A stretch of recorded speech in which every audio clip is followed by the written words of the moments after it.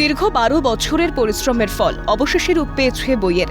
প্রকাশিত হলো সজল সমাদ্দারের লেখা উপন্যাস মুশকিল আসান। বইটি প্রকাশনায় বসুধানন্দ পাবলিকেশন। উপন্যাসটি ৫টি চরিত্রের ওপর ভিত্তি করে লেখা হয়েছে। আত্মহত্যা করতে গিয়েও ফিরে এসে বাঁচার ওষুধের সন্ধান দিয়েছে উপন্যাসটি। বলা যেতে পারে বাঁচার পথ দেখিয়েছে মুশকিল আসান। পাঠকরা জীবনকে নতুনভাবে চিনতে শিখবেন উপন্যাসটির মাধ্যমে। এটি আগামী দিনে হিন্দিতে চলচ্চিত্রায়নের পরিকল্পনার কথাও জানিয়েছেন লেখক সজল সমাদ্দার।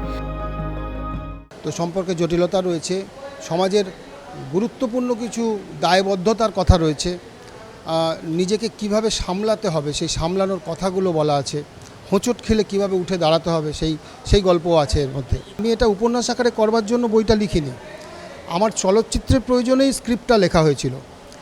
এবং চলচ্চিত্র যখন হবে বলে আমি প্রায় 15 বছর ধরে দরজায় ঘুরেছি, প্রডিউসারদের সব হাউসেই মোটামুটি কথাবার্তা বলেছি। কিছু না কিছু কারণে কোনোভাবেই প্রজেক্টটা হয়নি।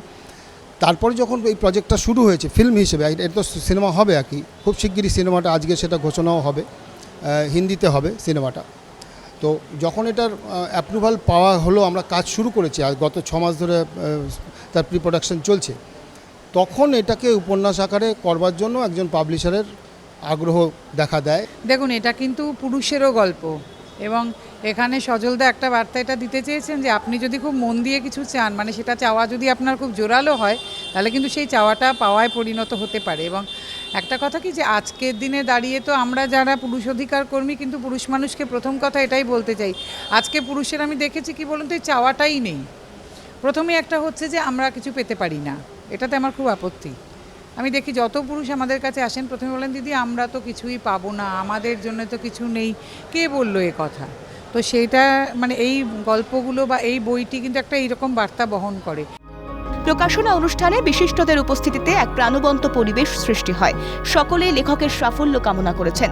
উপন্যাসটি যেন পাঠকদের মন জয় করতে পারেন সেই আশাও রেখেছেন। স্ক্রিপ্টটা বহুকাল ধরে লিখছে, বহুকাল ধরে, মাঝে মাঝে নতুন নতুন করে কিছু জোড়ে, কিছু বাদ দেয়, করে করে করে যেভাবে করে ডেভেলপ করেছে 12 বছর ধরে। আমাকে মাস 6-8 আগে এই পুরো গল্পটা শোনাচ্ছিল আমার বাড়িতে বসে, তাতে বলছিল কি করে এই কাজটা করেছে। উপন্যাসটা অনেক বড়, তার থেকে ভেঙে রিডাকশন করে একটা স্ক্রিপ্টে আসে।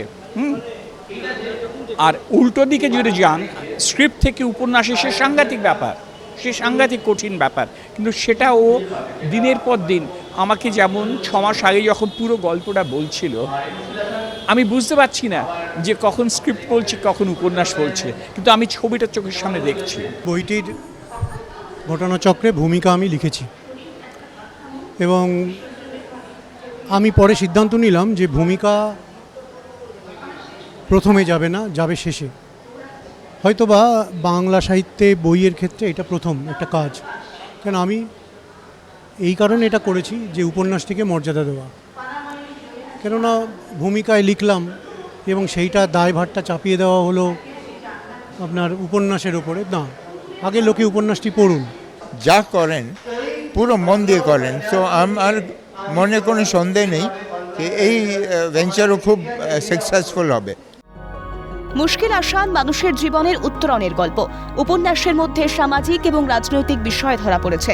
ডিজিটাল যুগে বই পড়ার অভ্যেস কমে যাচ্ছে এমনটা বলা যায় না। অনেক মানুষ এখনও বই পড়তে ভালোবাসে এবং বই পড়ার মাধ্যমে জ্ঞান অর্জন করেন। যদি এমন বাস্তব জীবনের উপর লেখা পাঠকরা পড়ার সুযোগ পান, তবে তো কোনো কথাই নেই।